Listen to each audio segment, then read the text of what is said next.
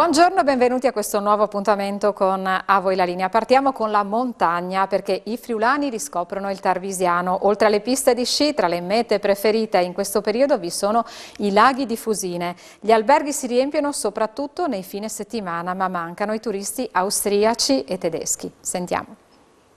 A Tarvisio c'è ottimismo, c'è fiducia per il futuro, anche se al momento stanno mancando i turisti stranieri, in modo particolare gli austriaci. Ne parliamo con l'assessore alle attività produttive, Mauro Zamolo. Facciamo un po' il quadro di quello che è il Tarvisiano in questo momento, in modo particolare appunto il centro della Val Canale, il capoluogo.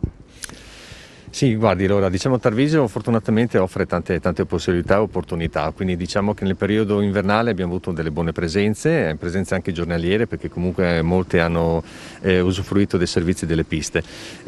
Sicuramente rispetto agli anni precedenti, causa il Covid, abbiamo avuto magari qualche presenza inferiore legata agli stranieri, in particolar modo gli austriaci, che chiaramente hanno avuto un periodo anche di lockdown, no? Questo chiaramente ha inciso notevolmente, però adesso le premesse sono tutte, diciamo, buone, perché comunque le premesse sono perché gli austriaci possano ritornare, diciamo, in quantità molto importante in Italia, e quindi noi vediamo il futuro con ottimismo, ovviamente. Tarvisio, ripeto, ha la possibilità veramente di poter offrire tantissime bellezze, di conseguenza non solo, diciamo, legato allo sport, quindi gli impianti di sci e quant'altro, ma anche, diciamo, i laghi. Le faccio un esempio: i laghi di Fusine hanno in questo periodo, soprattutto tra dicembre e gennaio, ha visto una presenza costante, soprattutto molto importante nel periodo del weekend, con centinaia e centinaia di macchine. Quindi soprattutto in questo periodo vedo che le persone che vengono ai laghi di Fusine hanno la possibilità di poter, come dire, godersi del panorama invernale, e quindi stanno quelle 4-5 ore, si fanno proprio le loro passeggiate e quant'altro. Quindi Tarvisio fortunatamente da questo punto di vista offre tanto, e quindi le persone lo apprezzano e vengono a trovarci. E come è vero che c'è stata una sorta di riscoperta del Tarvisiano, soprattutto da parte degli italiani? È vero, soprattutto anche dei regionali, dei corregionali, assolutamente sì, perché magari qualcuno prima faceva anche delle ferie o comunque faceva dei weekend in Austria, oggi magari si ferma più volentieri dalle nostre parti, nelle nostre località, e Tarvisio offre questo, perché comunque, essendo un paese sui 3 confini, ha la possibilità di dormire da noi, però può anche andare tranquillamente a fare un giro in Austria, e quindi questo è un di più che noi offriamo, che in Italia siamo il terzo, sono 3 o 4 paesi che hanno questa caratteristica di avere i 3 confini. Senta, per quanto riguarda novità anche dal punto di vista delle attività produttive, perché la Regione parla di incentivi per portare iniziative innovative. Ecco, ci sono queste possibilità? C'è chi intende investire a Tarvisio? Guardi, allora io direi che si può partire da quella che è la realtà storica industriale del Tarvisio, che è a Fusine, che è la Weissenfels, che oggi è di proprietà di una importante a livello mondiale azienda giapponese, che è la Kito.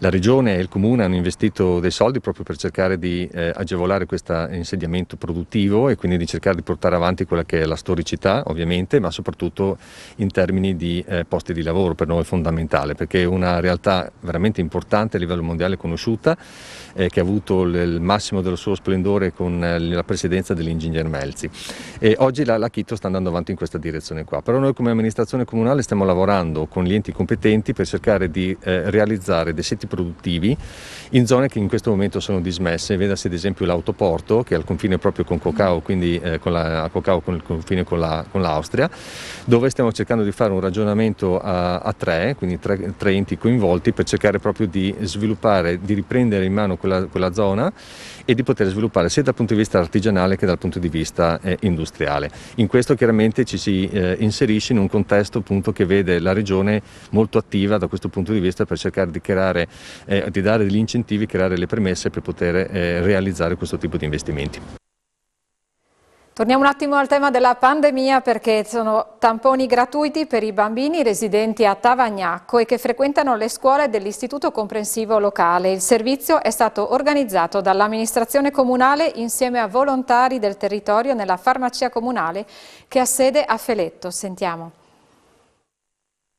La farmacia comunale di Tavagnacco, in questo caso di Feletto, si è già organizzata per i tamponi gratuiti ai bambini da 0 a 14 anni. È già da qualche giorno che il servizio è stato avviato, ne parliamo con il sindaco di Tavagnacco, Moreno Lirutti. Siete riusciti praticamente a battere sul tempo quella che doveva essere un'organizzazione pronta a partire direttamente dal 1° di febbraio? Ma guardi, questa è stata una scelta della giunta comunale per venire incontro alle difficoltà delle famiglie, difficoltà di carattere organizzativo e anche di carattere economico, perché questi genitori devono programmare, portare i ragazzi e le ragazzine a effettuare questi tamponi. C'è un problema sia di carattere gestionale, il tempo che ci impiegano e tutto, e anche di carattere economico. Quindi, avendo noi in casa 2 farmacie comunali, abbiamo scelto di attivare questa opportunità per tutti i ragazzi della fascia 0-14 residenti del nostro comune. Quindi abbiamo dedicato 3 giornate, sono 2 ore per ogni giornata, quindi in definitiva circa 120 tamponi a settimana che noi mettiamo a disposizione dei nostri residenti, insomma. Avete scelto in modo particolare la sede della farmacia comunale di Tavagnacco, cioè la sede di Feletto, anche per motivi logistici, perché infatti vediamo che qui vi siete organizzati, avete tutto lo spazio e praticamente per poter garantire questo servizio avete coinvolto la rete che si è creata nell'ambito del comune. Assolutamente, allora noi abbiamo 2 sedi della farmacia comunale, Tavagnacco e Feletto, effettuiamo tamponi in tutte e 2 le sedi. Questo servizio per i ragazzi di questa fascia di età è stato messo a disposizione qui perché abbiamo una situazione logistica che consente un numero più elevato di parcheggi, insomma, e quindi una logistica migliore. Poi ovviamente tutto questo si riesce a realizzare perché c'è una rete, appunto, consiglio di amministrazione della farmacia comunale, le direttrici e il personale della farmacia, i volontari della squadra comunale di protezione civile, la polizia locale, insomma c'è tutta una rete di persone che lavora per poter dare questi servizi. Io ho chiesto anche alle famiglie di avere anche un po' di pazienza, perché ovviamente essendo un servizio senza prenotazione abbiamo anche qui la collaborazione dell'Istituto Comprensivo che ringrazio, che ci consente di effettuare un minimo di prenotazione, e quindi qui accedono le classi e i ragazzi segnalati dall'Istituto Comprensivo. Poi ovviamente possono accedere anche i ragazzi che frequentano il nido comunale e gli altri 2 nidi che sono situati nel territorio, i bambini della scuola materna parrocchiale e anche i ragazzi residenti che sono a scuola in altri istituti al di fuori del territorio di Tavagnacco. Ecco. L'importante è la fascia di età 0-14 e l'importante è la segnalazione da parte dell'istituto scolastico dove sono iscritti o dell'istituzione che frequentano. Insomma. E nel caso in cui i ragazzi non siano di Tavagnacco ma che frequentino qui le scuole? Purtroppo insomma, questo progetto è finanziato dal comune, quindi noi possiamo utilizzare le risorse soltanto per i nostri residenti, perché queste risorse provengono dall'imposizione fiscale per i nostri residenti, quindi ci dispiace molto, però non possiamo utilizzare i soldi, diciamo, della nostra comunità per quelli che non sono residenti qui e pagano le tasse in altri comuni. Insomma, adesso vediamo se la situazione, insomma, se ci sono altre possibilità, apriremo anche a loro sicuramente. Ci separiamo adesso per una breve pausa pubblicitaria e ci ritroviamo subito dopo.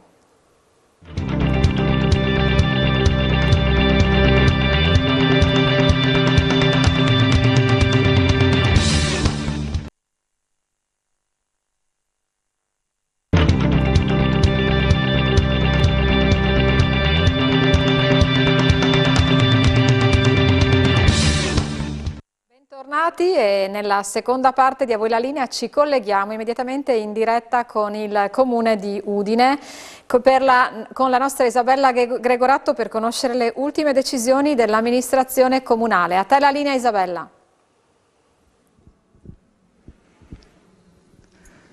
Buongiorno, grazie Monica.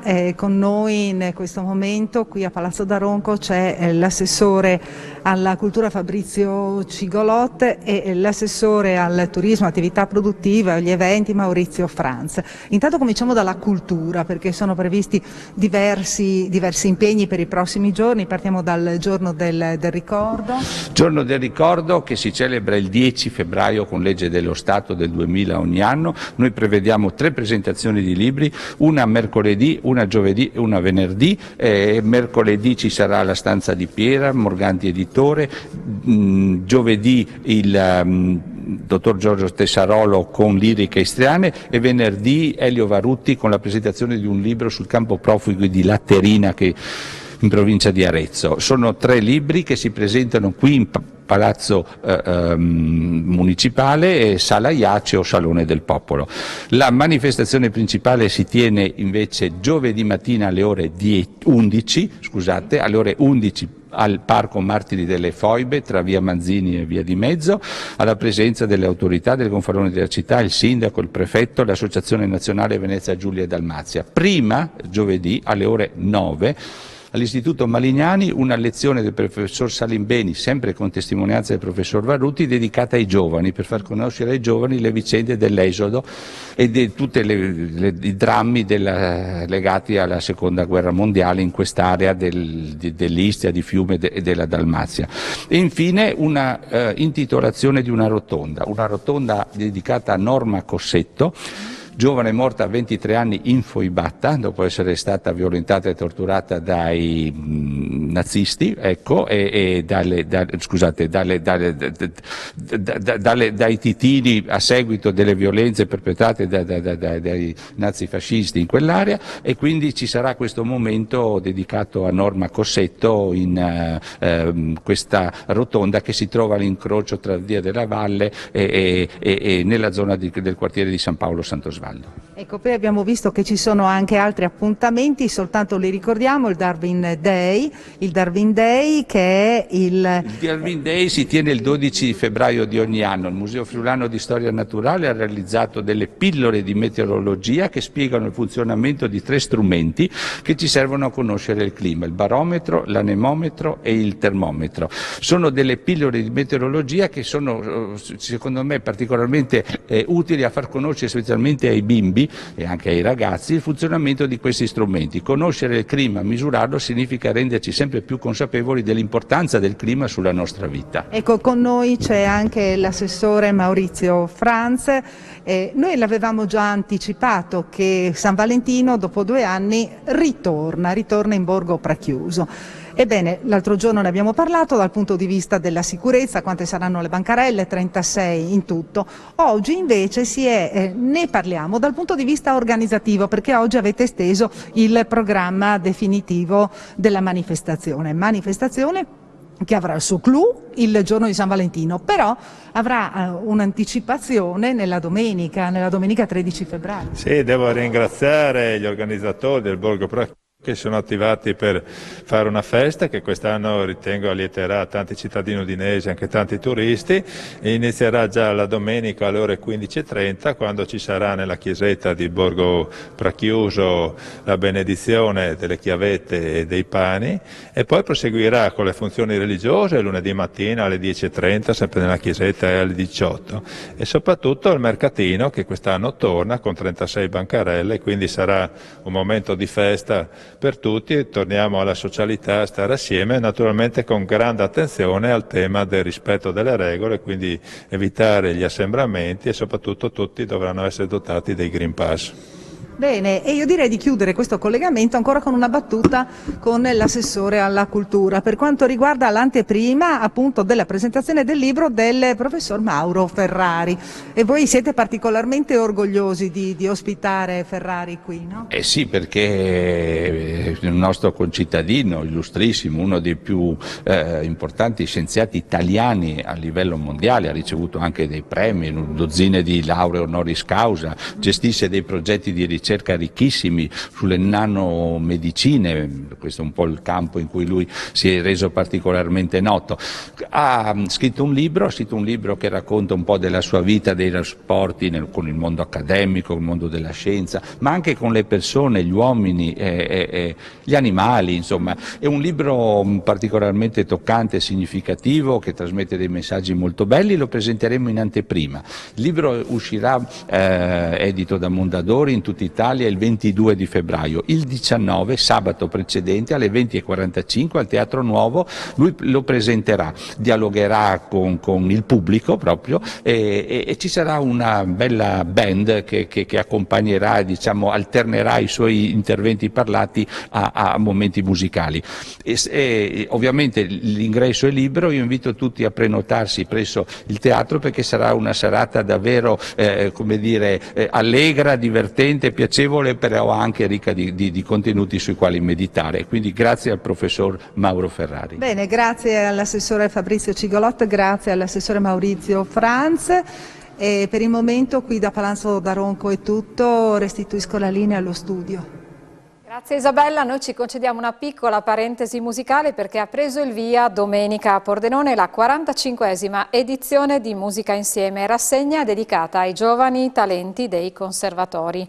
Ad aprire la manifestazione a Casa Zanussi è stato il prestigioso Trio di Parma. Sentiamo.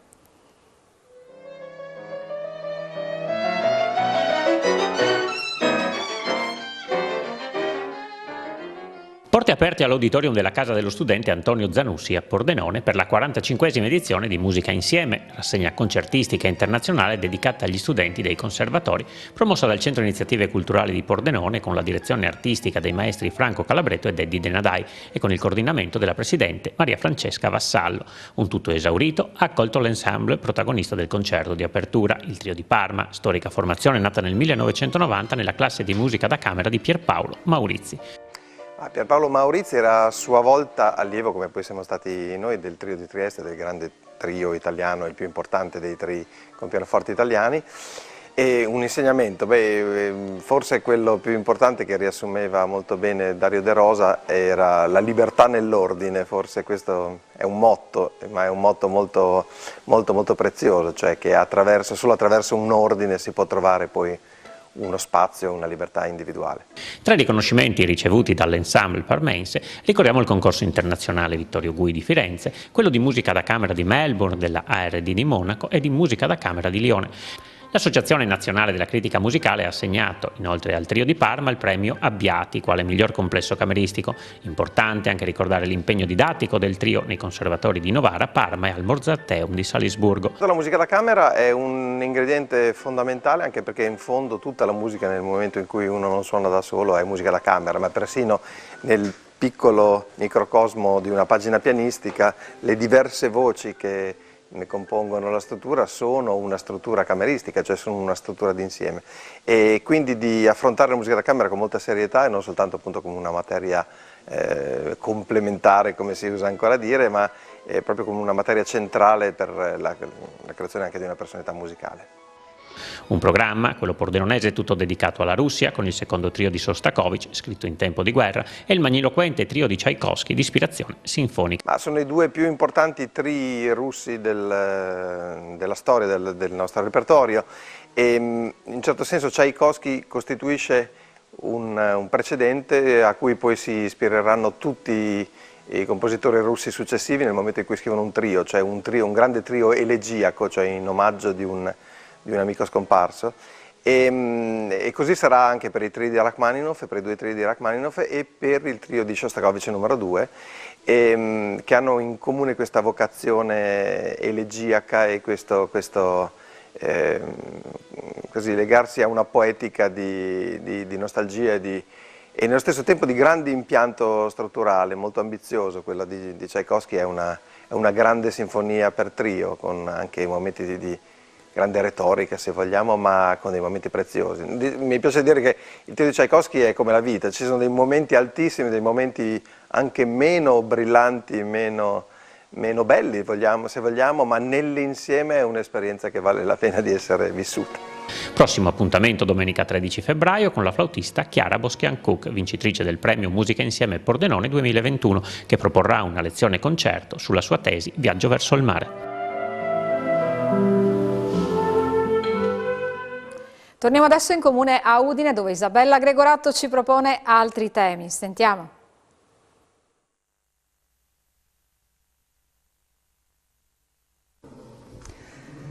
E adesso qui a Palazzo Daronco è con noi l'assessore al bilancio, in questo caso parla come assessore al patrimonio, Francesca Laudicina, per parlarci dello studio di fattibilità che è stato approvato oggi per quanto riguarda la sistemazione di via Zanon. Quindi parliamo anche di queste baracche, di queste bancarelle che dovrebbero effettivamente essere sostituite o essere spostate. Esatto. Allora, prima, se mi consentite, vorrei fare una premessa, nel senso che, come ho detto anche in giunta, diciamo, non verrà fatto i lavori non verranno iniziati senza concordare con gli imprenditori che gestiscono già le bancarelle attestanti concessionari, senza concordare con loro un percorso per il loro spostamento e anche i tempi, eccetera. Quindi volevo subito sgomberare il tutto per non creare appunto polemica. Nessuno farà nulla senza condividere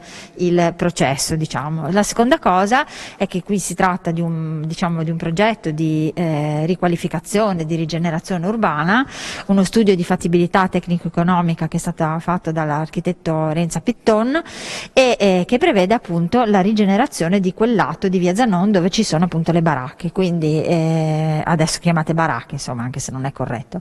Diciamo che il progetto prevede lo spostamento lungo il marciapiede di via Zanon delle baracche, invece ci sarà la baracca dei fiori che resterà sempre nella stessa identica posizione.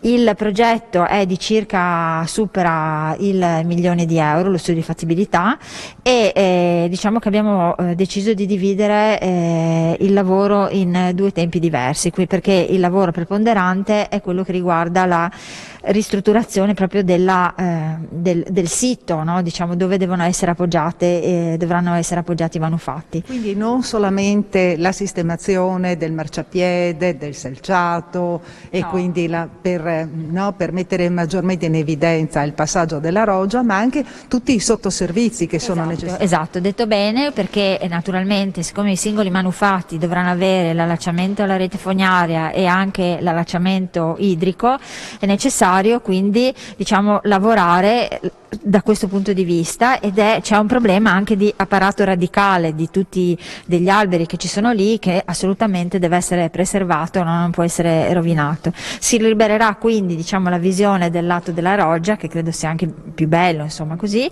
e poi appunto si lavorerà per sistemare i sottoservizi preservando le radici, sistemando anche appunto tutta la parte, diciamo, relativa a rete fognaria ed acqua, e naturalmente anche sistemando tutta la parte del porfido, che sono circa 1.300 metri quadrati. Ecco, adesso dopo l'approvazione dello studio di fattibilità, l'iter come continua? Allora, adesso come tutti sanno, no, perché insomma se ne parla giornalmente, diciamo, le singole amministrazioni sono tutte occupate in progettazioni che riguardano e lavori futuri che riguardano il PNRR e anche la concertazione regionale, quindi diciamo che sulla base